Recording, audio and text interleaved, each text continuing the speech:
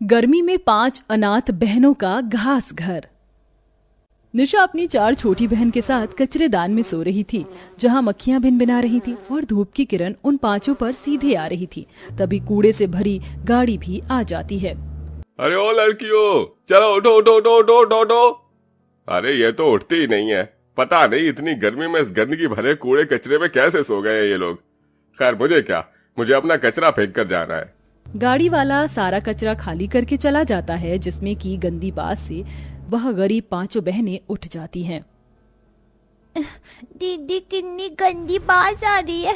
कूड़े में मेरी तो फ्रॉक भी गंदू गंदू हो गई है।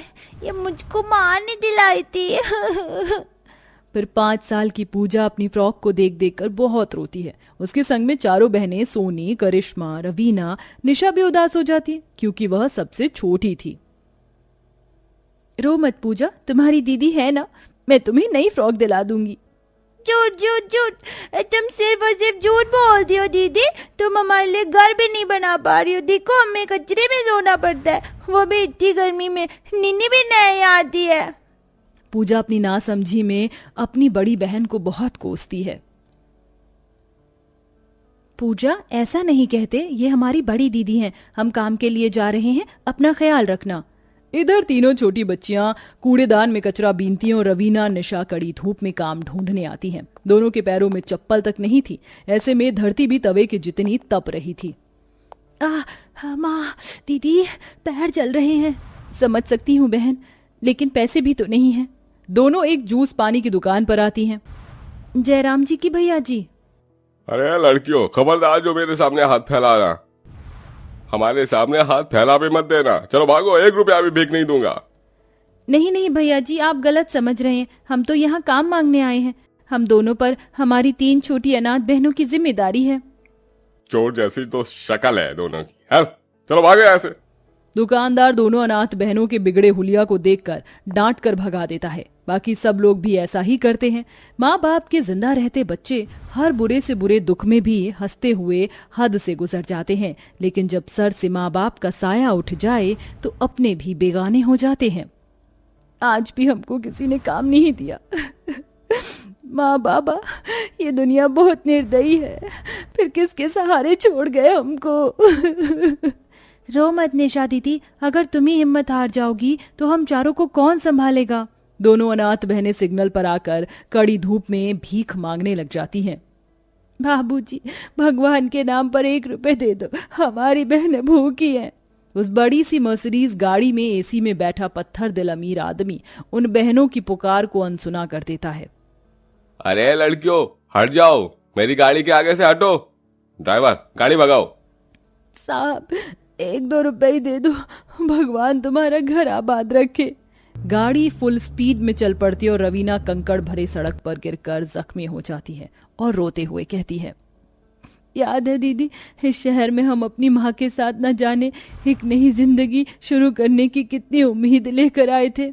हाँ बहन, मैं कैसे भूल सकती हूँ उस नौबत को। अजी उठ जाओ, मुझे और मत सताओ। उठो ना, उठते क्यों नहीं हो।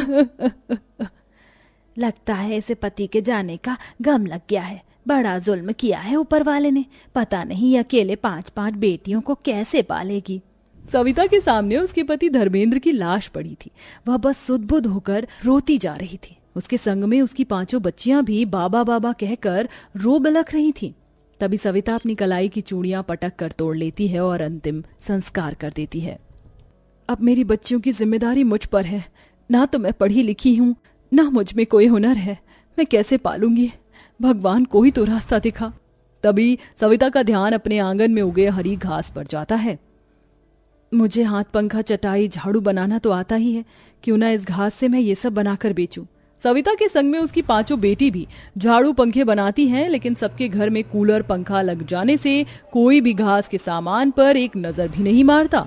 वो सब चिलचिलाती गर्मी में बाजार में बैठी बैठी रहती हैं। कई दिनों भूखे रहने के बाद सविता अपनी 5 बेटियों का साथ लेकर गांव से शहर आ जाती है। अब हम यहीं कमाएंगे, खाएंगे। बच्चियों, पर मुझे पहले काम धाम ढूंढना होगा। निशा, अपनी 4 बहनों का ध्यान रखना। सविता धूप गर्मी में कई दिन के भूखे हालात में काम ढूंढने जाती है, जहां आती जाती गाड़ियों के बीच में वह चक्कर खाकर गिर जाती है और उसको एक गाड़ी मारकर चली जाती है।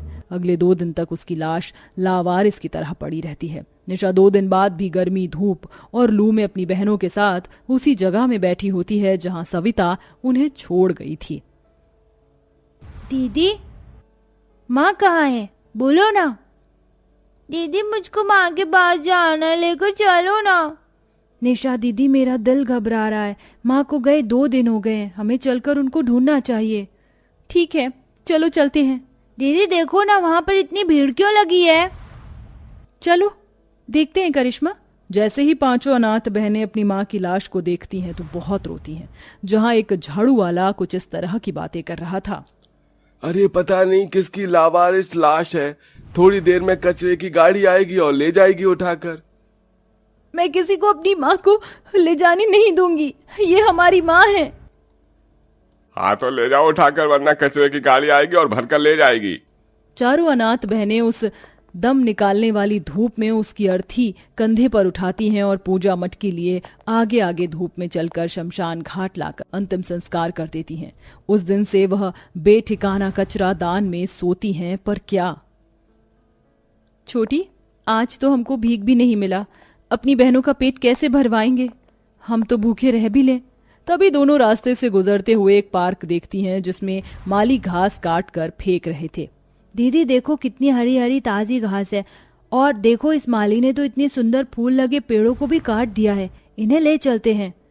पर इस घास का करें क्या रवीना? दीदी, गांव में फूस का घर बनता है और कितना लंबा चलता है, तो क्यों ना हम इस घास से अपना घर तैयार कर लें? ये भी तो टिकेगा। तुम ठीक कहती हो। दोनों बहनें घास बटोर कर सर पर उठा लेती हैं, जिसमें एक जादुई कीड़ा भी लिपटा हुआ था और घास में वो चला आता है। दीदी, आप इतनी घास क्यों लाई हैं? इससे हम अपने रहने का घर बनाएंगे, क्योंकि घास बहुत ठंडी होती है। सुनो, मेरी मदद करो। दीदी दीदी, इस घास में से तो आवाज आ रही है। ये तो एक कीड़ा है। निशा उसे हाथ पर उठाती है। तुम बोल सकते हो? हाँ, क्योंकि मैं जादुई भंवरा हूँ।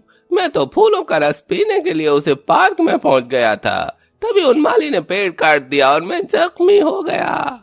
रुको, मैं तुम्हें ठीक करती हूँ। निशा उसे एक पत्ते पर रख देती है और चारों रस भरे फूल लाकर देती है। तुम सबका धन्यवाद। मैं मीठा रस पीकर मेरी शक्ति पूरी तरह लौट आई है। कहो, क्या मदद कर सकता हूँ मैं तुम्हारी? हमारे पास रहने को घर नहीं, क्या तुम बना सकते हो? क्यों नहीं, क्यों नहीं।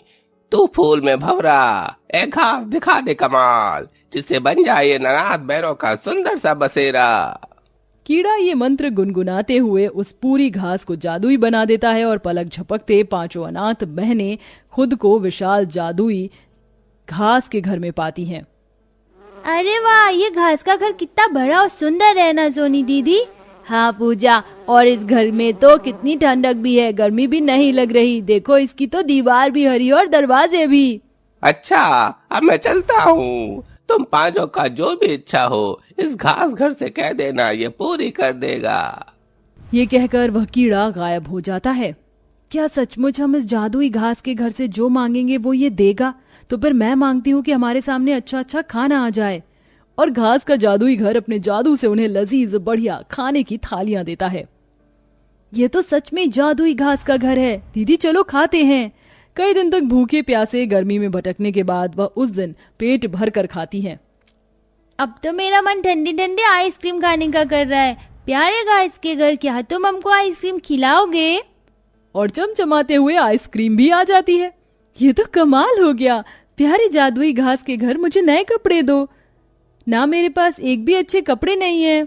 और सोनी की इच्छा पर जादुई घास का रंग बिरंगे सूती के सुंदर सुंदर कपड़ों की बरसात कर देता है। बारी बारी से अपने अपने मनपसंद की खाने पीने की चीज वो मांगती हैं और फर्नीचर भी, जिससे उनका घर और भी ज्यादा सुंदर हो जाता है। और अब 5 बहनें खुशी खुशी जिंदगी गुजारने लगती हैं।